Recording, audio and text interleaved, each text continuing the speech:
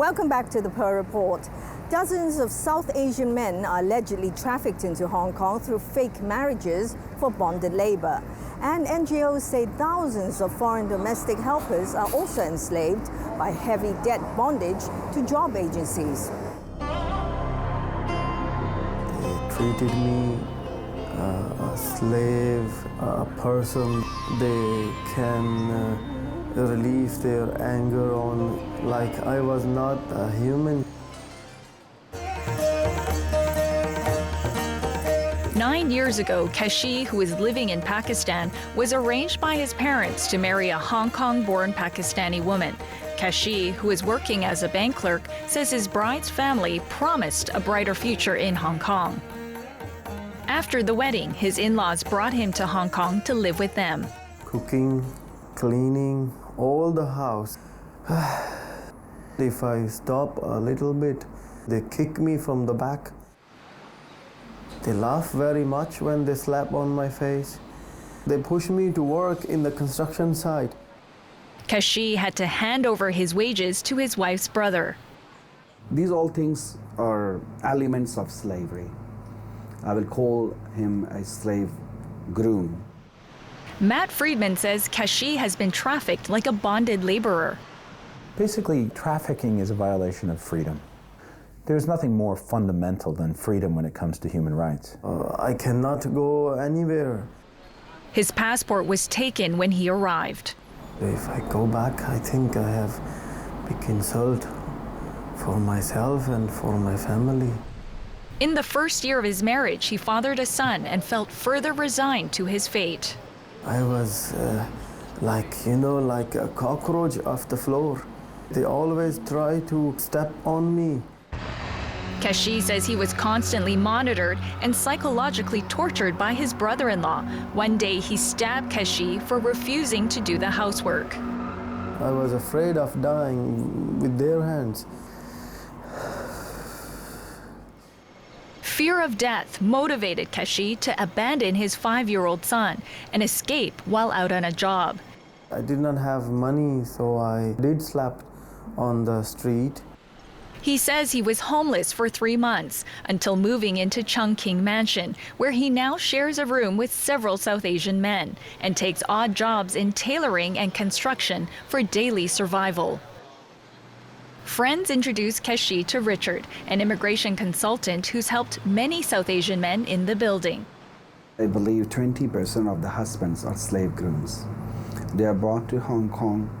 They will work for the wife and their family. They are monitored 24 hours. They are abused. These people will not talk, even they are abused. Pakistan, India, Nepal, Bangladesh, the male-dominant countries. It's very shameful for them. Richard helped Kashi get his passport back from his wife, and he's tried to extend visas for Kashi and 20 other slave grooms. Immigration should adopt a policy in which this kind of victims should be granted visa when they have been abused. Immigration says they only grant visa extensions for victims undergoing court proceedings or criminal investigations. For every victim of crime, if necessary, we will liaise with the Immigration Department to have visa extensions, and we will offer assistance to victims. But none of the slave groom victims reported their abuse to police. The wife family members will never come and say that, oh yes, we have abused him. Kevin Zervas, who's since become a judge, says his former department now has policies that ensures cases of abused bonded laborers like Kashi can seek redress in the court of law. To make sure that this sort of exploitation or abuse is outlawed. An immigration spokeswoman speculated Kashi's dependent spouse visa has probably expired and he didn't have a new sponsor. So eventually, immigration will refuse their visas and ask him to leave Hong Kong within 3 days or 7 days. This is very, very painful. They have to quit their children. And like Kashi, he doesn't want to leave. Now he's living as an illegal immigrant. Whatever was in the past, I want to forget because of my son. And I hope one day that I will I will be with him. Ida came to Hong Kong from Indonesia in 2010 to work as a domestic helper. I must support 5%. She's her family's main breadwinner. My parents is very poor. I give them for support because I'm in the first children. Indonesian law requires maids to go through a private recruiting agency for placement in Hong Kong. Ida says she signed a 2-year contract with an agency, agreeing to give it nearly 90% of her monthly $3,450 for the first 7 months, leaving her a few $100s. 3,000 this on a month paid to the agency. I'm very sad, very crying. It's because I cannot have my parents. I could not send money. This is very difficult. She says she couldn't afford to buy any food. The Indonesian consulate here says agencies in Indonesia can charge domestic helpers a minimum of about $14,000 or up to 7 months' salary for job placements. But the law in Hong Kong only allows agencies to take a maximum of 10% of the first month's salary. I let my employer to pay for the agency. Cynthia Abdon-Teliez of Mission for Migrant Workers says Ida's Indonesian agency was Hong Kong run. Her employer paid the head office here. To circumvent Hong Kong's fee limit, Ida's contract was really a loan agreement. Before leaving Indonesia, she was required to sign papers. And part of the papers that's relating to money lending, which means she owes money from a money lender. When they collect the fees, they call it many different names: broker's fee, not agency fee. Law professor Pooja Kapai is working with Cynthia to investigate foreign-made slavery here. She says some agencies actually use loan sharks to hide the paper trail. That third party who the loan is sort of taken out from would be the one who's going to pursue her for the payments. Or her family. That's why even the situation was very difficult for her. She has no strength to say no. The agency has them exactly where they want them. They're making money out of these women. Ida says she continued paying the agency fees until she was fired by her first boss after 8 months. Her local agency got her a new job, but kept her old contract, making her pay another 7 months of fees at $3,000 a month, plus 3 months of commission without an explanation. In total, she's paid for 18 months, and then every month is 3,000. There are some women who have gone through these cycles of paying off debt and then incurring further debt. Because of my passport or in the agency, I cannot do anything. Your passport is with the agency to pressure you to pay the money lender. This is definitely an organized trafficking for labor. in the form of debt bondage.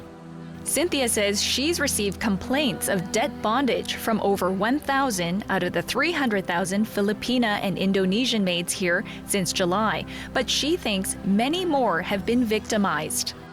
Oh my God, thousands. Thousands. Every new person coming from Indonesia and now even in the Philippines. The Labor Department says it received 44 complaints last year from maids of being overcharged by agencies. It has no jurisdiction over contracts signed overseas, but has brought this matter up repeatedly with the Indonesian and Philippine consuls. The Indonesian consulate says only about 1% of the 150,000 Indonesian helpers in Hong Kong are in debt bondage, but it hasn't done anything about this. They gave the public health talk, they'd say. Matt Friedman says several NGOs in Hong Kong have told him the enslavement of foreign maids in Hong Kong is very prevalent. They can't leave, they're not being paid, they're abused, they're threatened, they're sexually abused. Slavery concerning domestic helpers usually come to our attention as injuries to persons and also sex abuse. They will be reported to police and we will investigate. Angie Lau is the CEO of a Hong Kong-based intimate apparel production company. Recently, she invited Matt Friedman to teach her staff about human trafficking. About 75% of the 21 million people in slavery are in forced labor. Out of that figure, about 60% of them are associated with something to do with supply chains. Supply chains are associated with the private sector. Mostly inner-city factories where migrant laborers are forced to work long hours for very little or no pay. He talked about people being taken into, not just sex slaves, but purely for slavery.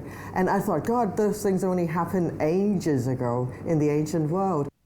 Angie says she was motivated by the California Transparency and Supply Chain Act passed a year ago. Any company that has even a single shop in California that has profits over $100 million in either retail or in manufacturing has to post on their website that they are doing something to ensure that their supply chain is free of slavery. Angie expects some of her retail clients to be looking into her factories in mainland China, Cambodia, and India. To do our little fair share, open the doors of our factories to the Mekong Club. Friedman's anti-trafficking group, the Mekong Club, found no sign of slave labor in Angie's factories. Companies can root out any kind of trafficking or slavery type situation that they find, thus helping to free literally hundreds, if not thousands, of migrants that are in terrible circumstances. By ensuring no one works in inhumane conditions. Angie says to raise more awareness in human trafficking, Hong Kong needs programs to be instigated starting from school. Now I think it's changing. You have people from corporations who seem very compelled to want to help after they hear the stories of the suffering that these people go through. There's a lot of compassionate people in this city who really care about Hong Kong and care about people in general. Well, thank you for watching our show. It will be re-aired on Tuesday and Saturday, as well as on tvb.com. Until next time, from the Per Report team, good night, good luck, and good health.